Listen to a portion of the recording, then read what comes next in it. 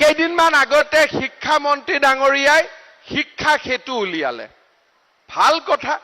মই যদি ছাত্ৰ ছাত্ৰী দেউতাক মাক হলুহেঁতেন মইতো শিক্ষামন্ত্ৰী কলোহেঁতেন যে ৭৫ বছৰত কোনেও কৰিব নোৱাৰা কাম এটা আপুনি কৰিলে আপোনাক মই ধন্যবাদ জনাইছো তাকে নকৰি তাকো সমালোচনা আৰে সমালোচনা কৰাৰ কথাটো কি শিক্ষকজন সময়ত স্কুলত যাব কম্পিউটাৰত লাহেকৈ এনেকে ঠেলা এটা মাৰি দিব যে উপস্থিত এইখিনি কৰাৰ কাৰণে ইমান গণ্ডগোল হ'ব লাগেনে কাৰণ স্কুলততো শিক্ষক যায় সময়ত যিজনে সময়ত নাযায় তেওঁ কষ্ট পাব তেওঁৰ লগততো কোনো নাই কিন্তু যিজন সময়ত যাব শিক্ষা সেতু মানে কি কোনো সেতু এখন বনোৱা নাই এটা এনেকুৱা কম্পিউটাৰ এনেকে ঠাক কৰি এটা শব্দ মাৰি দিব লাগে বোলে ইয়াত ইন্টাৰনেট নাই ঠিক আছে আজি নামাৰো কালি আহিলে ইন্টাৰনেটত মাৰিম কিন্তু ইন্টাৰনেট আছে নে নাই হেতুটো আমাৰ মোবাইলটো চালে আমি গম পাম বেলেগ কামত মোবাইলটো চলি আছে নে নাই যদি বেলেগ কামত মোবাইলটো চলি আছে সৰকাৰি ল্যাপটপটো চলাওতে ইমান চিন্তা কি বোলে নহয় আমাৰ গাঁৱত যাওঁতে কষ্ট হয় তে হেতু এটা বেলেগ কথা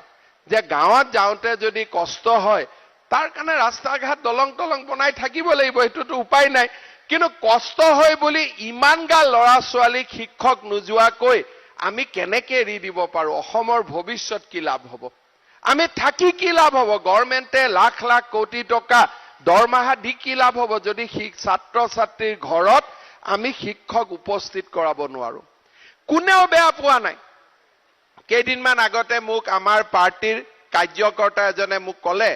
যে দাদা শিক্ষকখিনি অলপ বেয়া পাইছে নেকি আপুনি চাবচোন মই ঠিক আছে চাম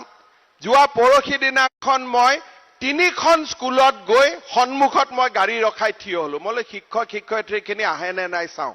সকলোৱে আহিলে সকলোৱে ফটো উঠিলে বেয়া পোৱাটো কোনো মই চিনে দেখা নাপালো কাৰণ অসমত আমি যোৱা 10 বছৰ বা আমাৰ যিসকল শিক্ষক শিক্ষয়িত্ৰী আমি নিযুক্তি দিছো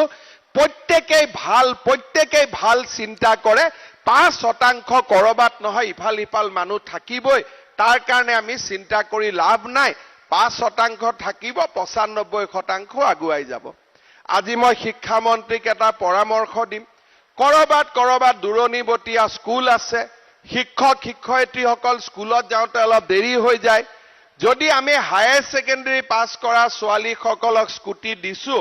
আপুনি 50,000 মান শিক্ষক শিক্ষয়িত্ৰীক একোখনকৈ স্কুটি দি দিয়ক যাতে সময়ত স্কুলত গৈ তেওঁলোকে পাব পাৰে কোনো অসুবিধা নাই তাত কি আছে 1 লাখ শিক্ষকক এখন স্কুটি দিলে 500 কোটি টকা লাগিব কিন্তু স্কুলত গৈ সময়ত গৈ পোৱাটো আমাৰ কাৰণে আটাইতকৈ ডাঙৰ কথা যাতে শিক্ষকে ছাত্ৰ ছাত্ৰীৰ মাজত ৰাতিপুৱাই সুন্দৰ সময়টোতে গৈ পঢ়া শুনা আৰম্ভ কৰিব পাৰে কোনো অসুবিধা নাই বোলে আমাৰ যাওঁতে দলংখন বেয়া দলংখনো নাম দিয়ক দলংখনো বনাই দিম ৰাস্তাটো বেয়া ৰাস্তাটোও বনাই দিম বোলে মোক ট্ৰান্সফাৰ লাগে 10 বছৰ পিছত ট্ৰান্সফাৰো চেষ্টা কৰি দিম কোনো অসুবিধা নাই কিন্তু যিকোনো কাৰণতে লৰা ছোৱালীক আমি কষ্ট দিব নালাগে কাৰণ এই ছাত্ৰ ছাত্ৰীবিলাকৰ অন্তৰতে ভগৱান আছে